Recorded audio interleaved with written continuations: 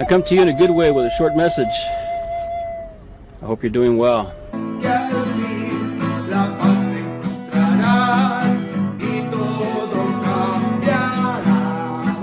This is what Islam and the Quran is all about. This is how we can achieve paradise. And this is how we can challenge one another as a good citizen to help each other and to help the needy amongst us.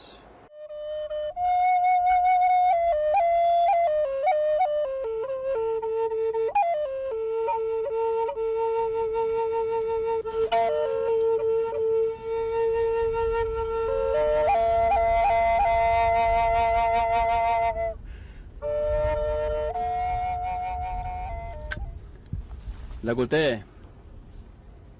I come to you in a good way with a short message. I hope you're doing well. To all your relations at home, to all your relations behind the wall. The spiritual leaders come in a good way to try to leave a positive message and to also instill spirituality in the brothers. But in these uncertain times, it is difficult for us to come out of the housing units, come together as a group and circle up. In these uncertain times, it is difficult for us to abide by unlocks and lockups. Who's here, who's not, who's leaving, other than going through paperwork every day, which takes up a lot of our time. We don't mind, and those that have left, we hope that they have a good life. We hope they never come back. Those that are awaiting to come in, now is not a time. Now is not ever a good time to be behind the iron wall.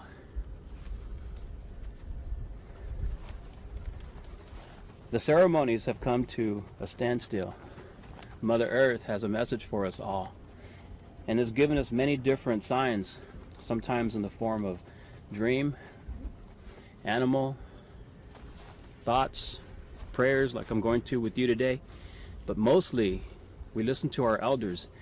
And elders don't come in the age of elderly men and women. They come to us in the form of people with wisdom. Just the other day, a 5-year-old girl said, "Grandfather's been giving us many signs about what's going on today." And in the form of her pet raccoon, she said, "He's compulsively always washing his hands, and he's always wearing a mask." And then she threw a little bit of humor in there and said, "And if you rearrange the words, it spells corona." Some of the things that these young people say to us are wise, and at the same time, funny. Speaking of funny, there's nothing funny about what's going on in these times. Back home on the reservation, our people have a standstill, a postponement of all gatherings. Even coming to pick up groceries and get gas is done in an orderly fashion. People are saying, keep your distance. People are keeping on their masks. We no longer see them smile anymore. We can only see what's going on by their words coming out of their mouth, but we can't see their lips moving, but only by their eyes, which keep moving and tell us, I'm concerned about the future. I'm concerned about our children. I'm concerned about our elders. This particular thing that is going on is pandemic, meaning worldwide. It's affecting everyone, our economy, our worship, our faith, our ceremony, our sports, our way of life, our gatherings in the backyard. Just coming to a park is even risky. Coming to visit your elders, your aunt, your uncle, your grandmother, your grandfather is risky. Protect yourself and be responsible with all that you have. Practice social distancing, wash your hands. It went from handshakes to fist bumps to not even, sometimes no contact. Strangers are not saying hello anymore. They keep saying, what's going on? Everybody wants to know what's going on. What's going on television is toxic. People are out there. Tension is high. People are losing their jobs, their benefits, some of them even their homes. Creator has a message for us all, but you can only communicate through him by prayer. I'd like to offer a prayer today to all those people on the inside and out, to take your time, to think things out thoroughly, to spend time either on paper and pen for those of you here, okay, by telephone for those out there. They can hear your voice. Let them know that you're doing okay. Everyone is worried. Everyone is concerned. Everyone has reason to believe that being here is not the best place to be. Well, being out there, it's not much different. You see, in the outside, it's a different kind of prison. We can't go to certain places. We can't do certain things. When we go to the grocery store, we take a risk. We have to wash our hands, and hand sanitizer people are stocking up on. Bottled water, I don't know why. The water faucets are still working. And the foods, well, I can only imagine that if you have no one to provide for you to go out and shop for you, and if you are quarantined, you should probably stock up. But stocking up on what we do in here, it's provided for you. So in some cases, it might be a little safer in here than it is out there. I can say that if you have no one to care for you, care for yourself. And if you have no one to pray with, pray on your own. If for some reason you cannot communicate with the outside, communicate with the Creator. He can hear you. For all these things our people have done for centuries. And this isn't the first pandemic that our people have been through. We have gone through measles, whooping cough, Spanish flu. We've gone through too many trials. And we are survivors. We are still here. We're not extinct. If you think that maybe you're alone, go look at yourself in a reflection and say, I'm going to get through this. I will come home to my family someday. Either in prayer, communicate by phone, by voice, also through letters. Okay? We all know that what's going on is worldwide. We all know that this might take some time to sort out. But what we don't know is what the future holds for us. Will I make it through this or will I not? We've lost many elders. We've lost many children. Many aunts and uncles and brothers and sisters.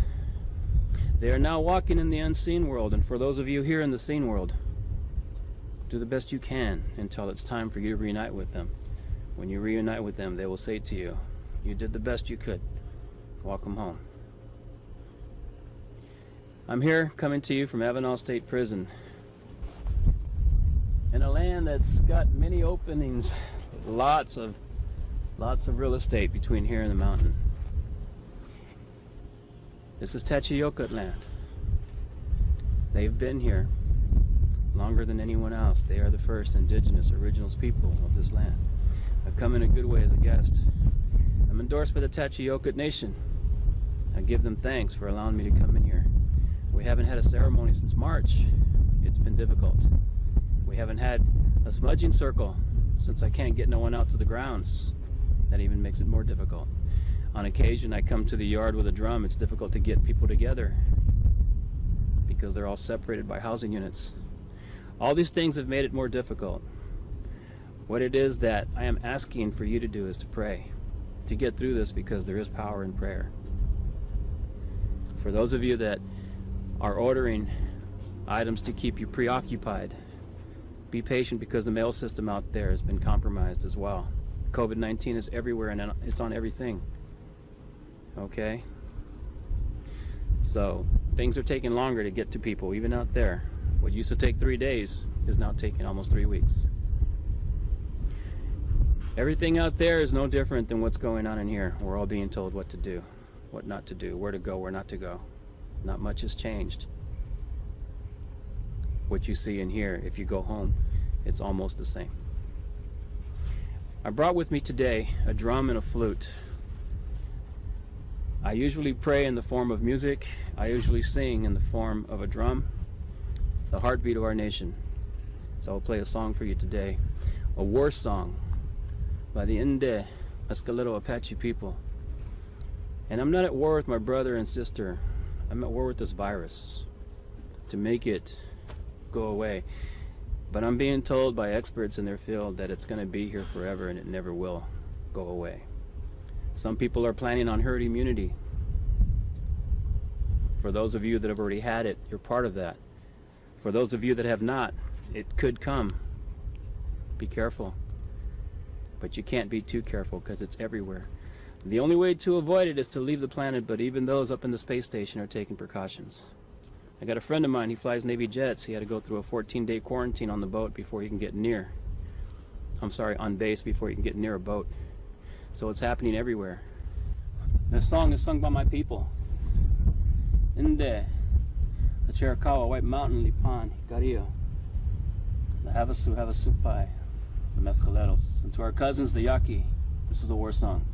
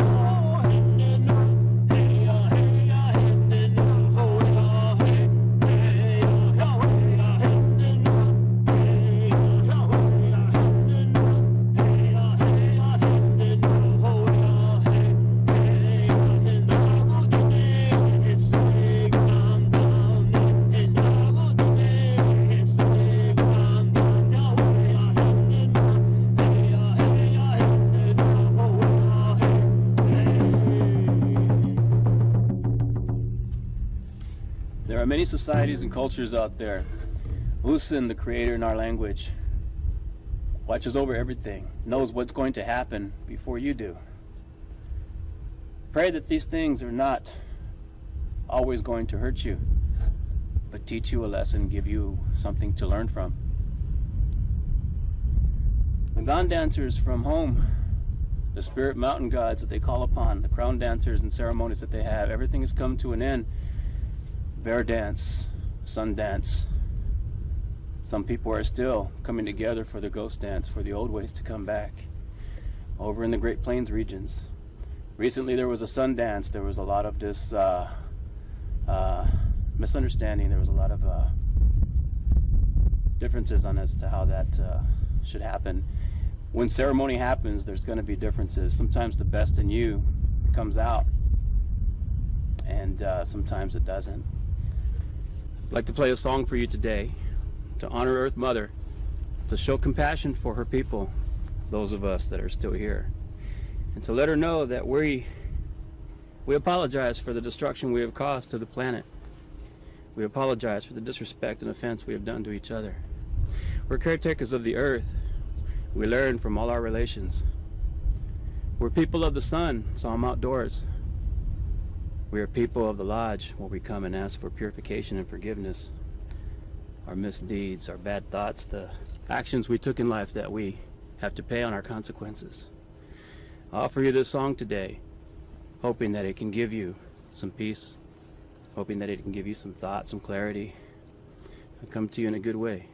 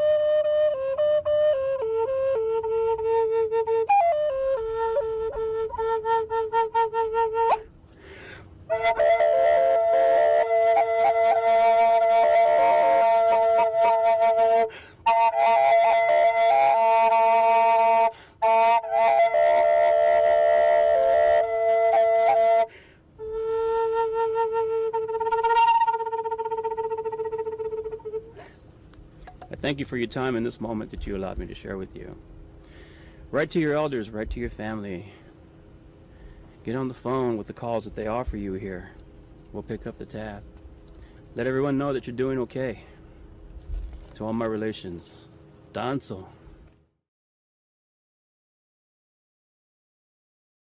And the song is about the love that God has for us and how we can feel His love in our heart. The name of the song is Se Busca, Wanted. Se busca. Su nombre, Jesús de Nazaret.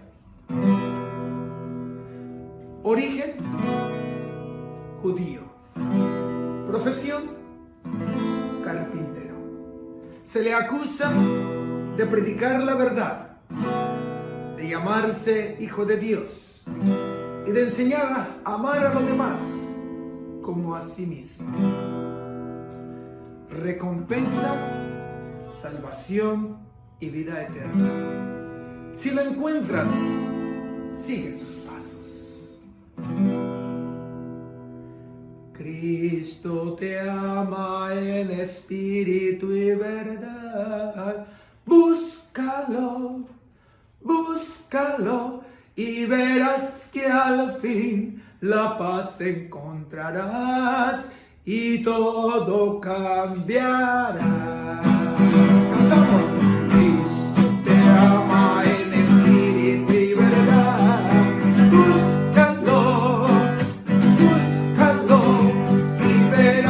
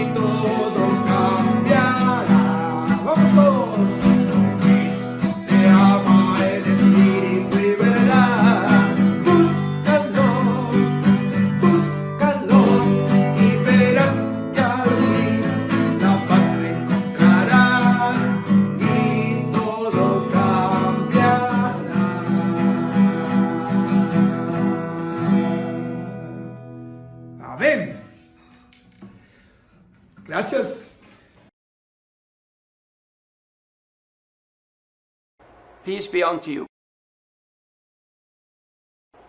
Bismillah ar-Rahman ar-Rahim. والصلاة والسلام على سيدنا محمد وعلى آله وصحبه أجمعين. In the name of Allah, most gracious, most merciful, I greet you with the greeting of Islam. Assalamu alaikum. I pray to Allah to enlarge my chest, ease my difficulties, and tie a knot in my tongue so that you may understand what I have to say. My dear brothers and sisters, today I'm going to speak about a topic that the Quran put a lot of emphasis on, and that is storming the hurdles. Many Muslims in the world hurry to fulfill their compulsory duty by doing the 5 pillars of Islam. They are the rituals of Islam, which is Shahada, prayer, almsgiving, fasting, and pilgrimage to Mecca. The understanding, of course, that the road to heaven are the rituals of Islam. The odd truth is, the Quran does not give guarantees to anyone to enter heaven just by performing the rituals. These rituals are for one's personal use. They are the detergent that cleanses the soul and serve as a reminder in order to keep the faithful on the right path, connected to the Lord at all times. On the other hand, in reality, the Quran gives the priority to a more important issues many in the Muslim world had overlooked. As we read in chapter 107, verses 1 through to 3, in Surah Al-Ma'un, Allah said, أرأيت الذي يكذب بالدين فذلك الذي يدع اليتيم ولا يحض على طعام المسكين. Have you seen the one who denies the recompense? For that is the one who drives away the orphans and does not encourage the feeding of the poor. In Surah Al-Balad, in chapter 90, verse 11 through 18, it speaks about the hurdles or obstacles that stands between man and paradise. The beautiful verses states the condition and the method of how one can overcome the obstacles standing in the way of heaven.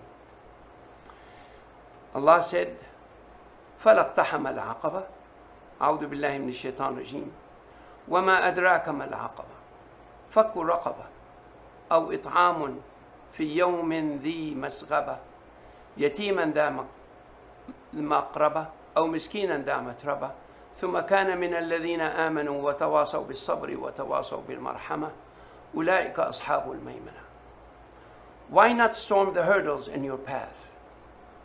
And what do you know storming the hurdle is?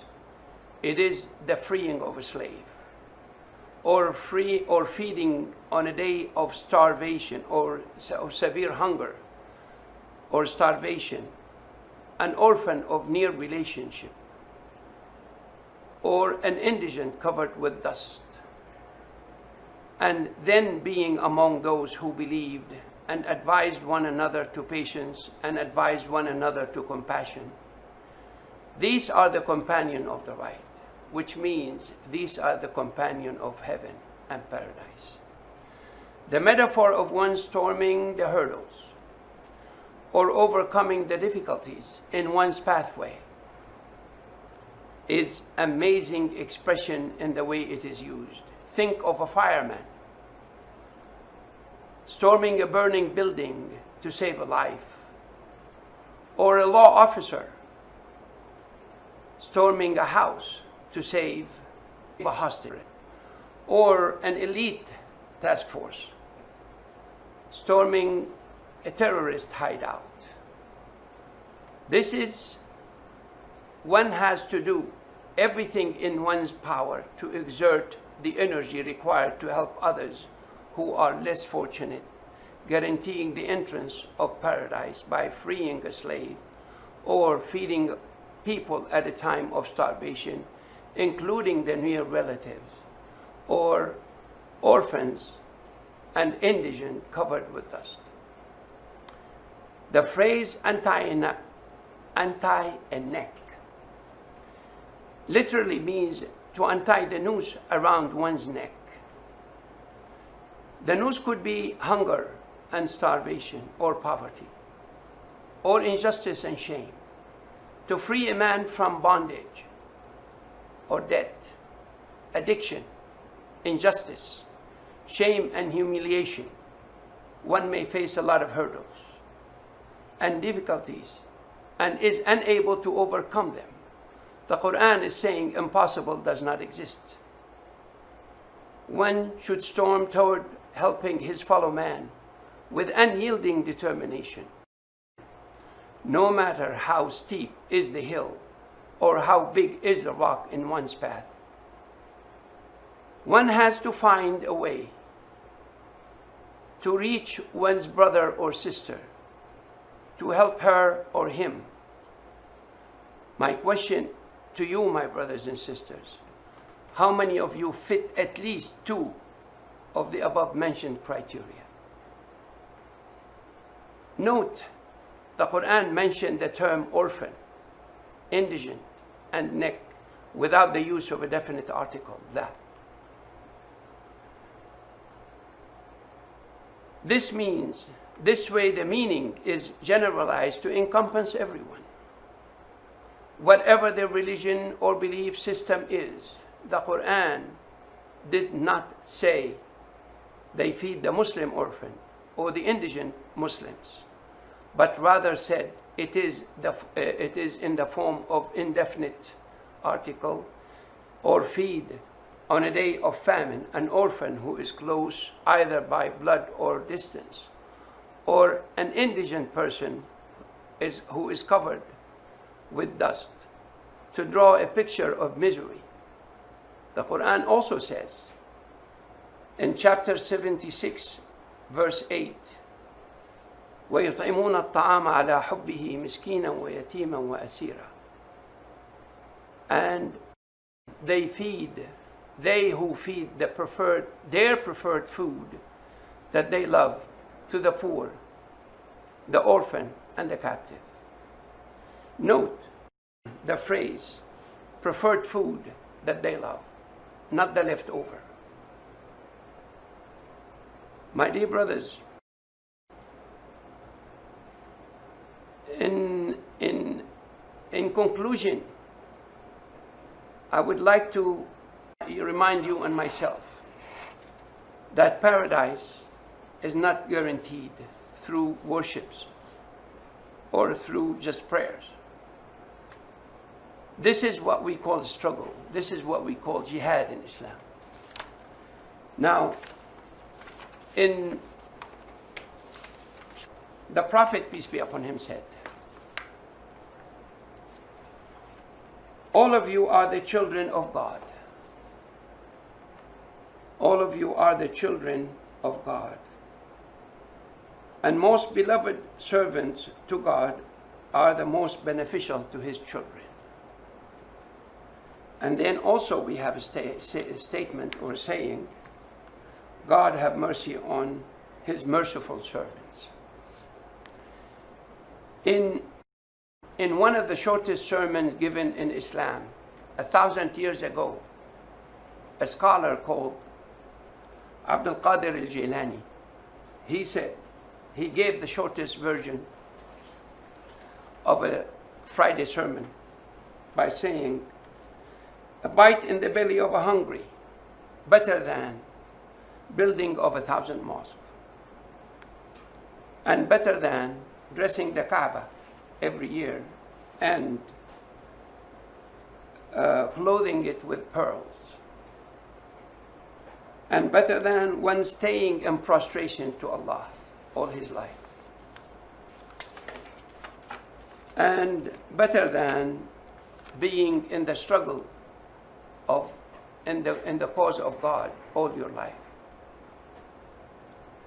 and better than one fasting during the hot season or the hot summer all his life,